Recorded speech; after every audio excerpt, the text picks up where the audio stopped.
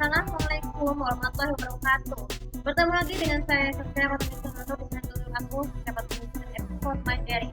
Kali ini saya akan menjelaskan tentang tentang adat tradisi pertunangan dan pernikahan di game seperti simulator. Kalau di dunia kehidupan nyata, tradisi pernikahan setiap negara itu beda-beda. Tapi yang mungkin kalau kalian yang suka nonton drama Korea, drama Tiongkok, drama Turki, drama India, lakon, atau misalnya drama Thailand ya, telenovela, ataupun bahkan sinetron Amerika Serikat dan Inggris, itu setiap ada pernikahan itu kan pakaiannya berbeda-beda tuh. Sama seperti yang itu juga begitu. Kenapa ada pernikahan itu penting? Sebelum kita mengenai ini dulu ya. Jadi adegan pernikahan di seri itu penting banget supaya membedakan nih. Kita bisa mengenal mempelajari ada tradisi pernikahan itu tuh di negara itu beda-beda. Kayak misalkan nih, kalau aku misalnya drama Turki terkenal dengan famous dengan percampuran budayanya. India dengan tradisi agama Hindu, kalau Jepang dan Tiongkok itu kan kayak tradisi agama Buddha.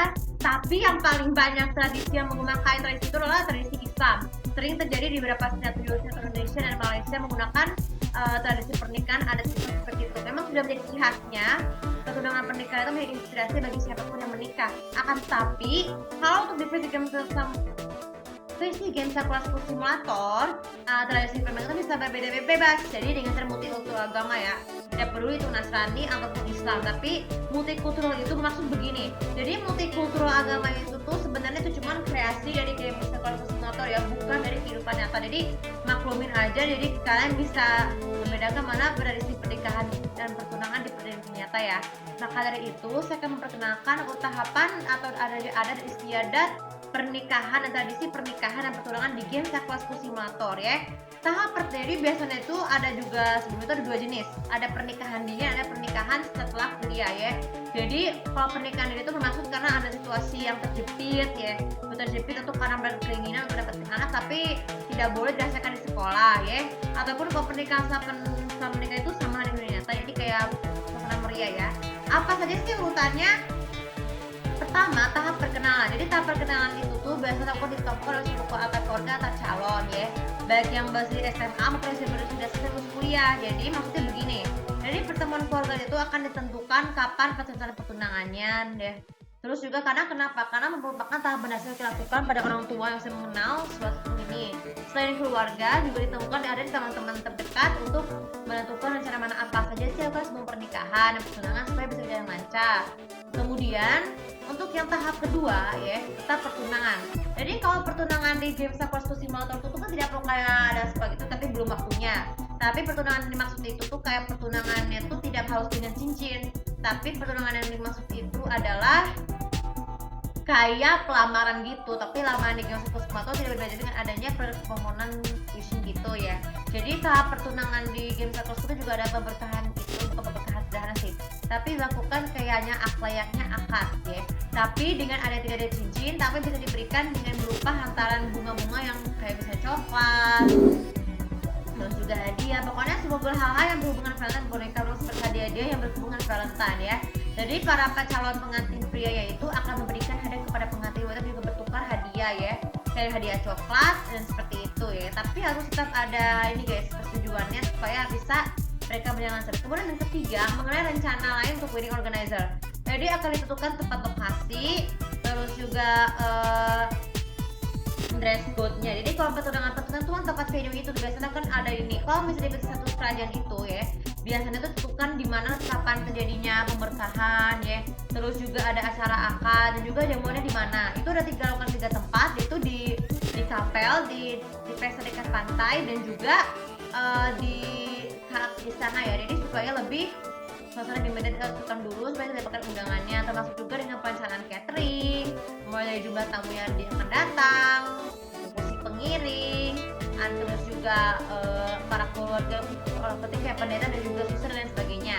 Lalu kemudian ketika sebelum sehari menjelang acara pernikahan ya, pastinya pengantin wanita itu tidak pernah lupa melakukan hitam kayak misalnya dandan penata rambut, make upan dan juga spa ya. Biasanya kan di salon ada spa. Ya itu bisa jadi supaya para pengantin wanita terkata kesan menarik ya. Karena dengan bisa membakar rambutnya akan tertata rapi ya. Lalu kemudian yang kedua apa namanya? Manicure dan pedicure sama sih kayak tahun tadi, tapi kalau manicure pedicure lebih expert ya.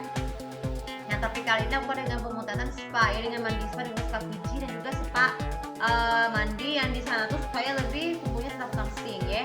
Terus setelah itu cara pengantin wanita dan ibu putra pengantin tersebut bisa melakukan dari gaun putih pernikahannya ya. Jadi gaun putih pernikahan itu tidak hanya harus dengan ini, tapi juga kayak apa yang paling banyak itu ada gaun dan juga ada veilnya ya.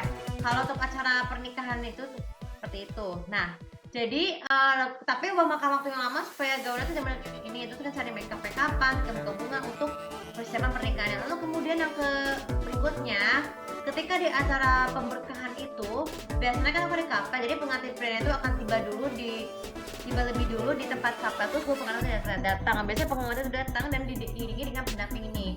Nah setelah berhasil pengantin wanitanya berada seperti pria itu kalian biasanya diberikan pemberkahan doa dulu. Jadi pemberkahan itu berarti kayak apa? Ucapan janji suci itu dengan diberikan semut ini. Biasanya pasangan akan berhadapan dengan memohon kepada Tuhan supaya lebih pasangan tetap langgeng. Setelah itu kalian dibawa keluar dari ini. Setelah selesai pernikahan, para pengantin pria dan wanitanya akan menuju ke lokasi berikutnya yaitu tempat akad nikah. Jadi tempat akad nikah itu akan di pantai. Lalu kemudian setelah sampai di akad nikah, pastinya akan pengantin pria dan wanita akan duduk berhadapan dengan para saksi penghulu dulu ya. Jadi dengan pengucapan begini, aku menerima pernikahan ini dengan sama dengan pernikahan, tapi dengan sama seperti Indonesia kan saya akan menerima nikahnya dengan mas kawin dengan dibayar bla bla bla gitu, pokoknya seperti itu ya kalimatnya ya. Setelah itu kalian mengucapkan pemberkahan kedua ya, pemberkahan berperjanjian. Jadi pemberkahan dengan ini kayak semacam ini ya, kalau meresmikan resmi suami istri. Tapi kalau yang perjanjian kedua tuh supaya pernikahannya tuh suami istri tuh tidak akan mudah bercerai nanti di masa kedepannya. Setelah tanah akadnya selesai, para pengantin pria dan wanita itu akan segera mendampingi melakukan sungkeman secara suci ya. Jadi sungkeman secara suci itu biasanya akan dilakukan dengan penuh haru ya, tapi dengan orang masing-masing supaya bisa memohon doa restunya. Nah itu adalah resepsi pernikahan dan yang paling penting secara puncaknya itu adalah jamuan makan. Jadi jamuan makan pesta pernikahan itu dilakukan di istana ya, dilakukan di istana untuk bisa lebih fairnessnya. Jadi jamuan pernikahan itu dilakukan semua tamu pada datang baik itu di acara pemberkahan maupun akad nikah supaya lebih sukses. Itu diiringi dengan pesta dansa ataupun dengan pesta formal ya. Jadi satu lagi, kalau kalian berencana menyatu dengan teman lain, jangan lupa juga ada pesta bridal shower ya. Jadi bridal shower itu kayak khusus perempuan ya, sama seperti halnya henna kan. Kalau henna kan ada Turki ya, tapi kalau bridal shower itu biasanya kayak semacam pesta perempuan tuh supaya bisa lebih bagus ya. Jadi pesta pernikahan itu tuh kayak memberikan antara bunga-bunga untuk berikan para pengantin itu supaya lebih langgeng ya. Nah kalau misalnya ada yang mau nanya mau apa aja, silakan kalian tulis aja. Mungkin segini aja untuk ada tradisi pernikahan dan tunangan pernikahan ya. Dan jangan lupa seperti biasa untuk follow media aku, komen di sekitar kamu tahu apa saja ada tradisi pernikahan pertemuan di game tertentu ke kalian sendiri dengan budaya kalian.